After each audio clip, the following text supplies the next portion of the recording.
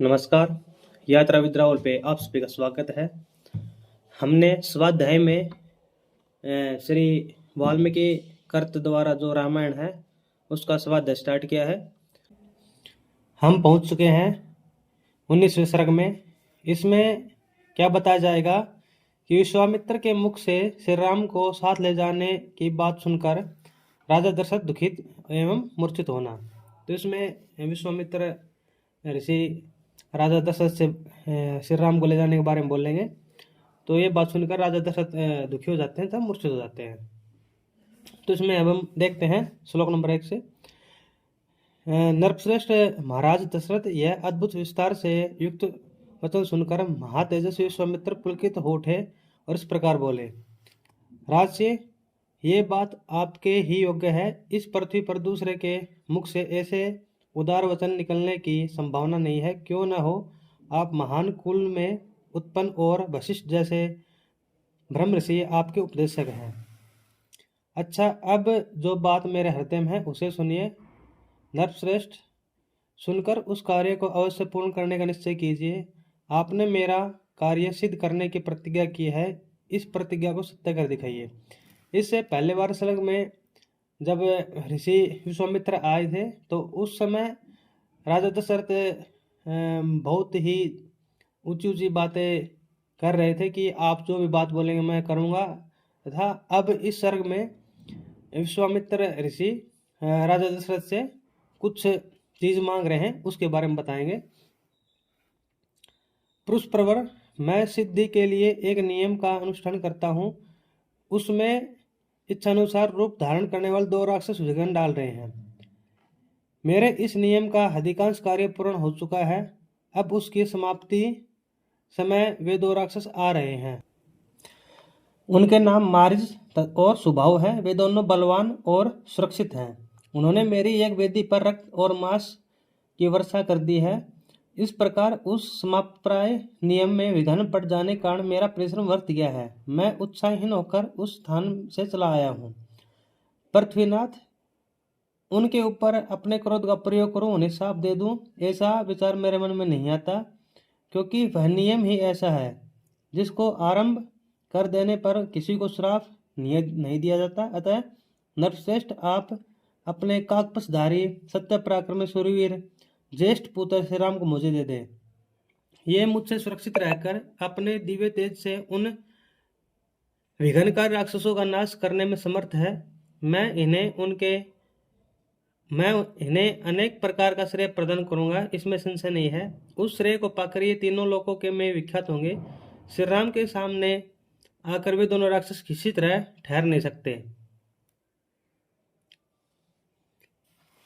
इन रघुनंदन के सिवा दूसरा कोई पुरुष उन राक्षसों को मारने का साहस नहीं कर सकता। नरश्रेष्ठ, अपने बल का घमंड रखने वाले वे दोनों पापी निशाचर कालपाश के अधीन हो गए हैं। अतः महात्मा श्री राम के सामने टिक नहीं सकते। भूपाल, आप पुत्र विषय स्नेह को सामने न लाइए। मैं आपसे प्रतिज्ञा पूर्वक कहता हूँ कि उन दोनों राक्षसों को इनके हाथ से मरा हुआ ही समझिए। सत्य पराक्रमी महात्मा श्री राम क्या है यह मैं जानता हूँ। महातेजस्वी वशिष्ठ तथा ये अन्य तपस्वी भी जानते हैं। यानी ये केवल एक बहाना था ऋषिवर के द्वारा ले जाने का, क्योंकि उन सब ऋषियों को पता था कि भगवान विष्णु के रूप में भगवान राम का अवतरण हुआ है। और उनको अब, क्योंकि उन्होंने मनुष्य जाति में जन्म ले लिया है, तो डायरेक्ट मतलब जो उनके पास शक्तियां हैं वो डायरेक्ट नहीं आ सकती। तो अलग अलग प्रकार से सभी ऋषियों ने अपनी भूमिका निभाई थी। उसी भूमिका में सबसे पहले ऋषिवर आए थे और वो इस प्रकार की प्रार्थना राजन से कर रहे हैं। राजेंद्र, यदि आप इस भूमंडल में धर्म लाभ और उत्तम यश को स्थिर रखना चाहते हो तो श्री राम को मुझे दे दीजिए। कुकुत स्तन नंदन, यदि वशिष्ठ आदि आपके सभी मंत्री आपको अनुमति दे तो आप श्री राम को मेरे साथ विदा कर दीजिए। मुझे राम को ले जाने का अभिष्ट है। ये भी बड़े होने के कारण अब आसक्ति रहित हो गए हैं। अतः आप यज्ञ के अभिष्ट 10 दिनों के लिए अपने पुत्र कमल ने श्री राम को मुझे दे दिया। यानी कितने दिनों के लिए ले गए थे? 10 दिनों के लिए श्री राम को ले गए थे। रघुनंदन, आप ऐसा कीजिए जिससे मेरे यज्ञ का समय व्यतीत ना हो, आपका कल्याण हो। आप अपने मन को शोक और चिंता में न डालिए। यह धर्म और अर्थ से युक्त वचन कहकर धर्मात्मा महातेजस्वी परम बुद्धिमान विश्वामित्र जी चुप हो गए। यानी अब विश्वामित्र जी ने जो अपनी बातें रखनी थी वो बातें रख चुके हैं, और अब आगे अब वो इंतजार करेंगे कि राजा क्या बोलते हैं। विश्वामित्र का यह शुभ वचन सुनकर महाराज दशरथ को पुत्र वियोग की आशंका से मान दुख हुआ। वे उससे पीड़ित हो सहसा कांप उठे और बेहोश हो गए। यानी जब विश्वामित्र जी की बातें सुनी तो राजा दशरथ कांप उठे और सहसा मूर्छित हो गए। थोड़ी देर बाद जब उन्हें होश हुआ तब वे भयभीत और विषाद करने लगे। विश्वामित्र मुनि का वचन राजा के हृदय और मन को मलिन करने वाला था। उसे सुनकर उनके मन में बड़ी व्यथा हुई। वे महामनस्वी महाराजा अपने आसन से विचलित हो मूर्छित हो गए।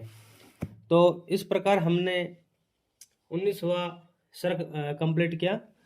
इससे अगली वीडियो में हम देखेंगे 20वां सर्ग, जिसमें क्या बताया जाएगा, राजा दशरथ का विश्वामित्र को अपना पुत्र देने से इनकार करना और विश्वामित्र जी का कुपित हो जाना, यानी विश्वामित्र जी का गुस्से में आ जाना।